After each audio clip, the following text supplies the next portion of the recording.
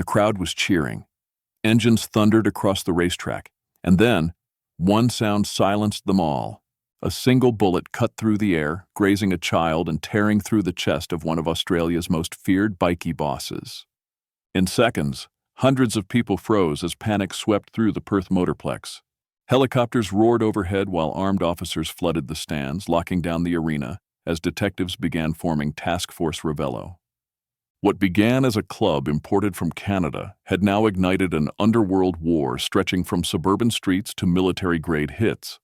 But who gave the order, and how did a feud that started halfway across the world end with a sniper-style attack in Western Australia? Missed the button? Go ahead. Subscribe now so you don't forget later.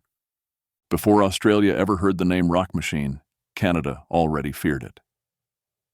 The year was 1986. Two brothers, Salvatore and Giovanni Cazzetta, turned their backs on the Hells Angels, disgusted by what came to be known as the Lennoxville Purge, a brutal internal massacre where senior angels executed 5 of their own. The Cazzettas vowed never to wear that patch again. Instead, they formed their own brotherhood, the Rock Machine, a club built not on loyalty to the Angels, but on revenge against them. Within a few years, their defiance erupted into open warfare. From 1994 to 2002, Quebec became a battlefield. Cars exploded, clubhouses burned, and more than 160 people were killed. Civilians, bikers, even an 11-year-old boy. It was no longer about dominance. It was about eradication. The Canadian government responded with new anti-gang units, Operation Shark UC, and sweeping arrests that crippled both sides. By 2002, the Hells Angels stood victorious.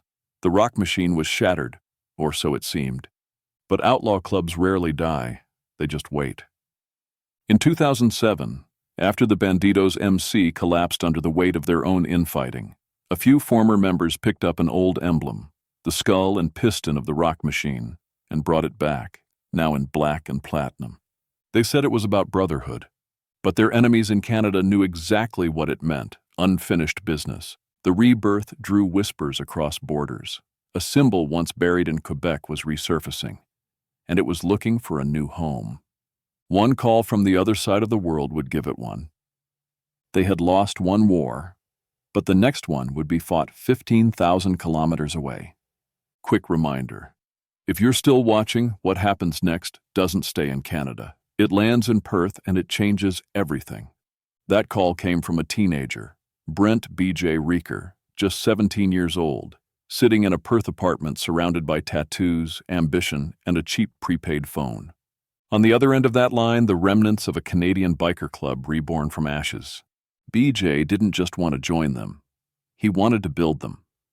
By 2008, Australia's first Rock Machine chapter was official. A handful of young recruits, borrowed bikes, and a skull and piston patch that most Australians had never seen before. Within a year, it was spreading fast. 2009 brought a second chapter in Sydney, backed by ex-members of smaller street clubs looking for something bigger, meaner, something global.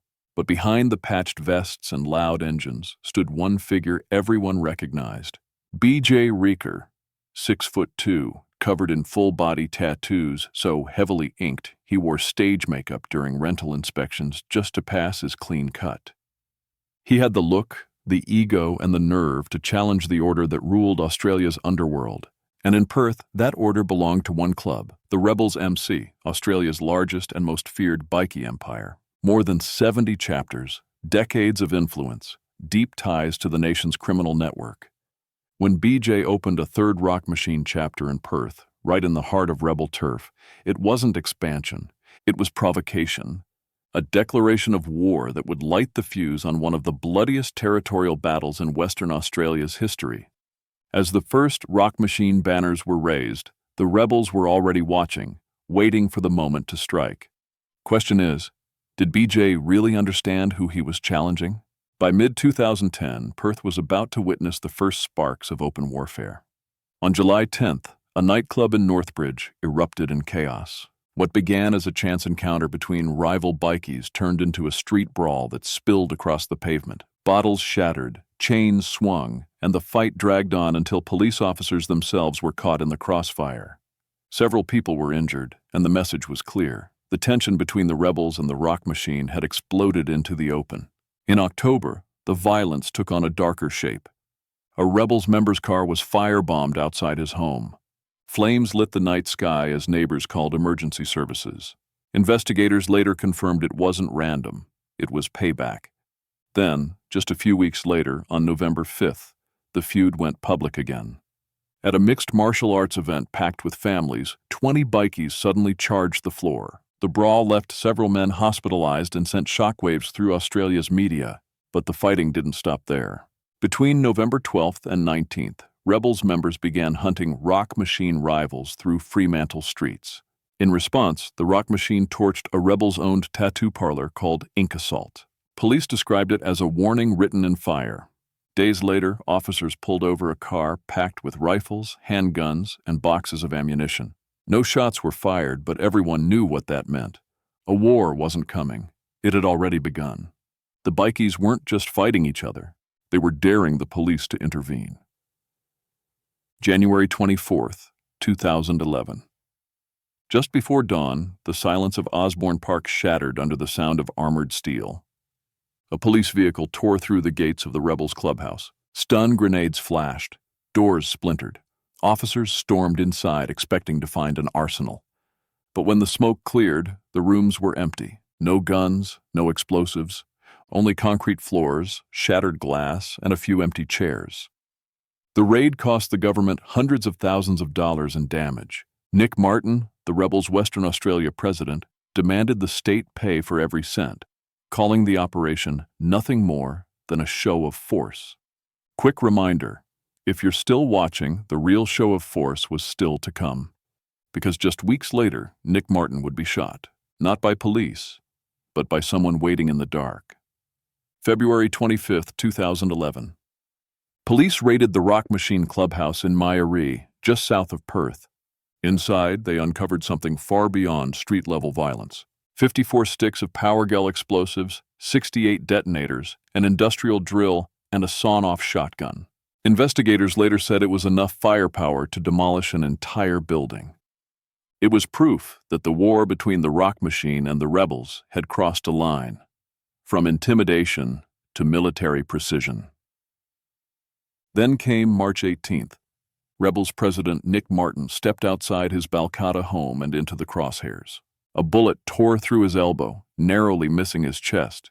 He survived, but only just. Police immediately linked the hit to the rock machine. Within hours, 9 properties were raided across Perth. Dozens of weapons were seized, and for a brief moment, authorities believed they had contained the threat. They hadn't. He survived this time, but the war was far from over. By 2011, police were closing in. Their first major target was Benjamin Sipkes, a key rock machine member accused of carrying out the hit on Rebels President Nick Martin. The case went to trial in 2012. Prosecutors claimed Sipkes pulled the trigger. The defense argued there was no proof he'd fired the weapon. The verdict split the line between guilt and freedom. Sipkes was acquitted of attempted murder, but convicted of unlawful wounding.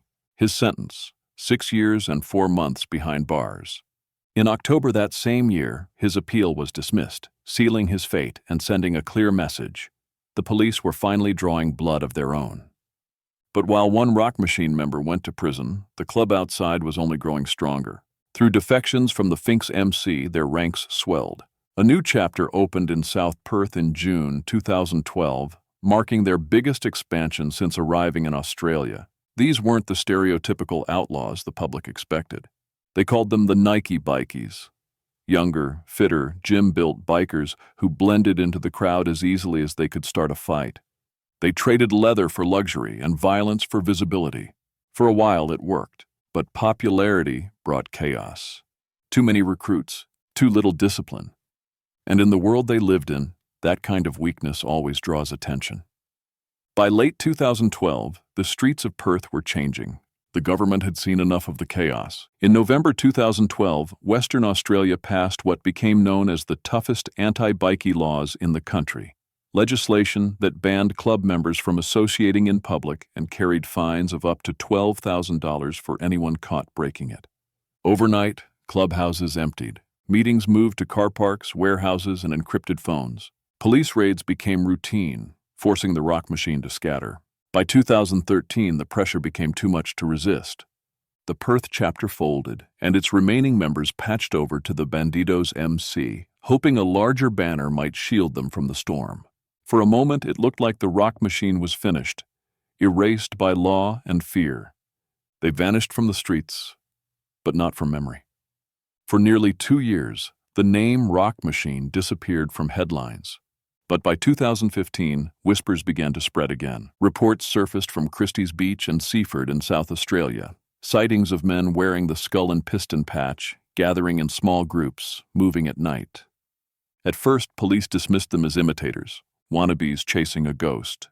Then, the confirmations started. Surveillance photos, quiet arrests, and suddenly, the rock machine wasn't a rumor anymore. By 2018, they were back in Perth. The clubhouse reopened, and within months, the old patterns returned. Arson attacks, street brawls, and drive-by shootings across Western Australia.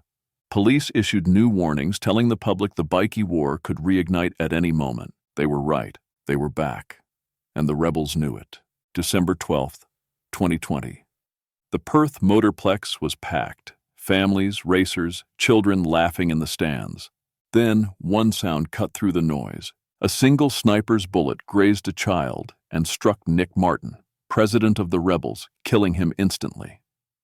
Panic erupted. Hundreds fled as the chaos was caught on camera. Bikies scattering, parents shielding their kids, sirens closing in.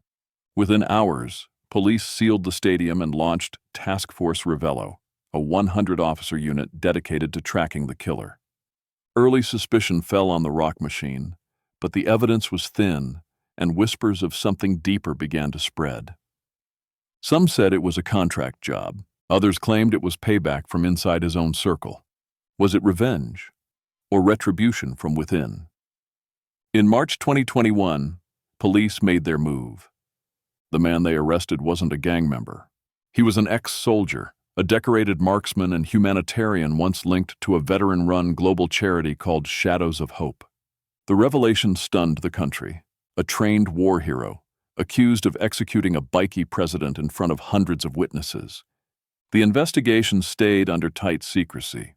When he appeared in court, the hearings were closed to the public. In December 2021, he pleaded guilty and was sentenced to 20 years in prison. But even with the case closed, the questions only deepened.